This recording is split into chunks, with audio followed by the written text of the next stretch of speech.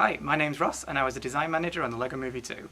Hi, my name is Jordan. I was one of the senior designers on the LEGO Movie 2. And welcome to this behind the scenes look of the early development that we did for the LEGO Movie 2. So this is a behind the scenes look at the model development for the Systar System in the LEGO Movie 2. Behind me you'll see the alien jungle. All the locations in the LEGO Movie 2 in the Systar System were designed around the sister's interests, hobbies and her passions. So this is an example of very interesting fantasy locations. We build dioramas like this to show the movie directors a slice of the movie. Everything's one brick thick, so it looks like a theatre set, and we even use some glow-in-the-dark pieces, which when you put black light on, glowed.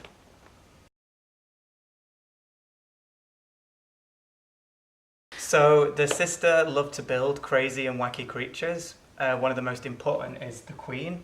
She was to represent the sister's creativity. She was actually one of the most tricky characters to design in all of the LEGO Movie 2 because she's a shapeshifter, so she would constantly be changing her form, and we didn't know what bricks to use or what colours to use. You can see some early development of when she was more of a purple character. Eventually we decided that she should have different colours depending on her mood. Sometimes she would be more blue if she was sadder, or more red if she was more angry, and we'd even use the colours in a mishmash and asymmetric nature, so that we imagined the sister would be rebuilding her all the time as she transformed. What was most important is that she looked really creative in a LEGO way, so that we think where we've ended up is actually really special and unique. There's never been a character like this before.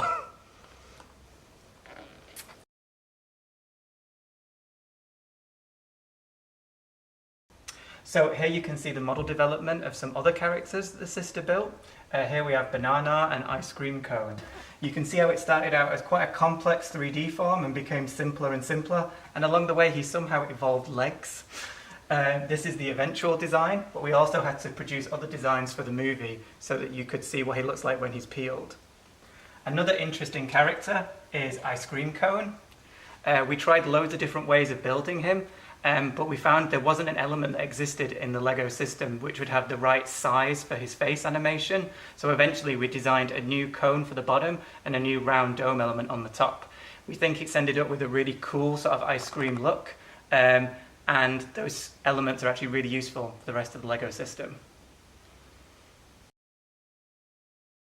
The party bus was designed around the sister's interest in everything dance, musical and partying.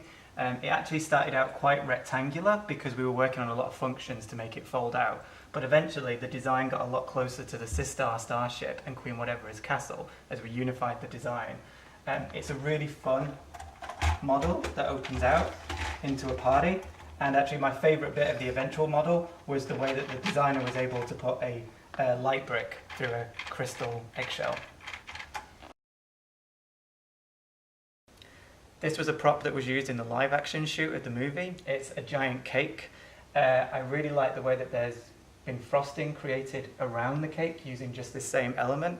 It's actually built out of different panels to get the round look, and the designer that built this had to design in a secret function that you can only find out if you actually watch the end of the LEGO Movie 2.